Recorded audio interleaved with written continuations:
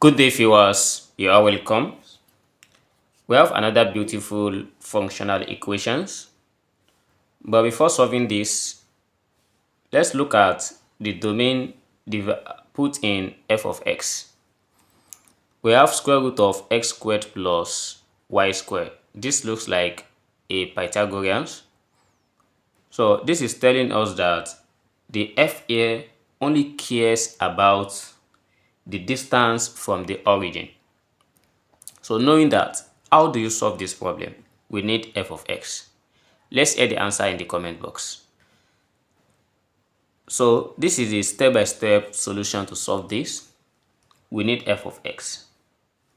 First is, suppose I let y equals x and this also equals 0. To see what we are going to derive from here, and this is mostly the starting point. So these are the things that will give us the go ahead on the next step we are going to take. So by changing x and y to 0, so the equation becomes f of 0 equals, we have f of 0 all squared. Then we cannot cancel this out. We need to know what is f of 0 first. And this is just like having a power of 2. We are expecting to get 2 answers. So with this, we have f of 0 minus f of 0 squared equals 0. From here, we are going to have f of 0 equals to 0, or we have f of 0 here equals 1. So we are going to start this, but we need an insight from these two. So let's consider the first one here. We need to know which one is valid between f of 0 equals 0 and f of 0 equals 1.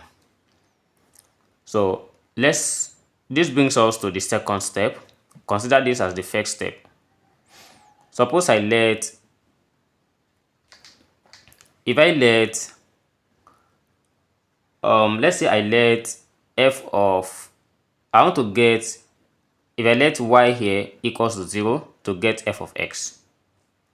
So from here, we are going to have f of the square root of x squared plus 0 equals f of x multiplied by f of 0. And this is when we are considering the first one as f of 0 equals 0. Here we have f of square root of x squared equals f of x multiplied by 0. But this square root of x squared is f of absolute of x, which this equals 0. But can this equals to 0? This is trivial. So we have to neglect this. Then let's test again for f of 0 equals 1 and see what we are going to get. Similarly, again, we let y equals to 0. And we know when we do that, so what we just have is same thing as this, as f of absolute of x. This one equals 1.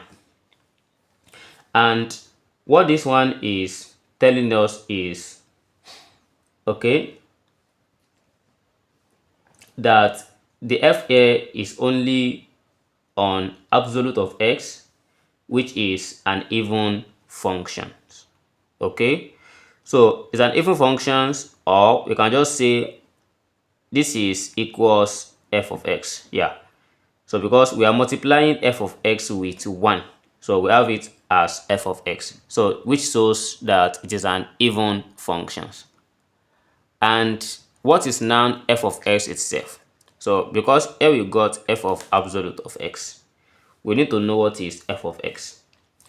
So let's move on to the next step. And again, we need to get f of x.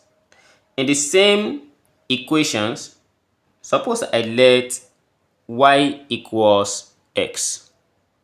If y equals to x, we are going to have f of the square root of x squared, let's say plus x squared, equals, we have f of x multiplied by f of x. Here we have f of the square root of 2x squared. Then so we have equals f of x, then raised to power of 2. From here, by separating this with root, we are going to have x square root of 2 equals f of x raised to power of 2. This is what we have. And if I call this one, let's say equation 1, from this equation 1, it suggests that the f of x here equals to exponential of cx squared. You can choose any constant value. And how is this like this? Let's try and check. If you consider f of x root 2 here, substitute it in this. F of x square root of 2 equals e to the power of c bracket x root 2 raised to power of 2. And with this, we have e to the power of, so we are going to have e to the power of, so since what we have here is c bracket x root 2 to the power of 2, so this equation becomes exponential 2cx squared. So by cancelling this, so this x will take squared and root 2 will cancel. We are going to have 2c x raised to power of 2. And again, from here we can apply the rule of exponent, rule of indices, which will change this one to e cx squared. Then instead of this 2 here, we can just raise everything to the power of 2. Okay, and from here we can see this is just like f of x that we have above, and we have it as f of x raised to power 2. As this f of x root 2 equals f of x squared. So which means this f of x equals exponential cx squared is the value of f of x. But we can still try and check this from the original equation. It also works. And is this the only solutions that we can have? We have to verify. Suppose we try to retransform this. If I let g of, let's say I let g of t to be equals to f of square root of t, and this t is greater than or equals to 0.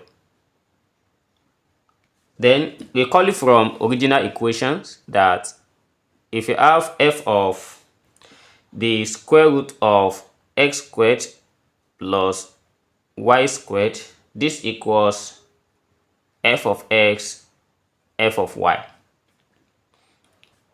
And this is also telling us that since I've let g of t to be equals to f of root t, so we are going to have f of g of x squared plus y squared equals, so this becomes g of x squared then g of y squared. And next we have, so from here, suppose I let u equals x squared and v equals y squared. This becomes g of u plus v equals g of u, g of v. And this is Cauchy exponential, which is continuous. Alright, so it's a Cauchy exponential equations, and this is always continuous. And since this is what we have, we can just conclude that our g of u here equals to exponential of cu, and this is after solving for the Cauchy equation. So by solving for it, we are going to get exponential cu. So I've solved this kind of problem in my previous video, so you can just check out how I got something of this form. So therefore, in conclusion, our f of root t so will be equals to exponential of ct, and changing this one to x, we are going to have f of x equals exponential of cx squared. So this is how this problem is solved. Thanks for watching. See you in the next video. Never stop learning. Bye bye.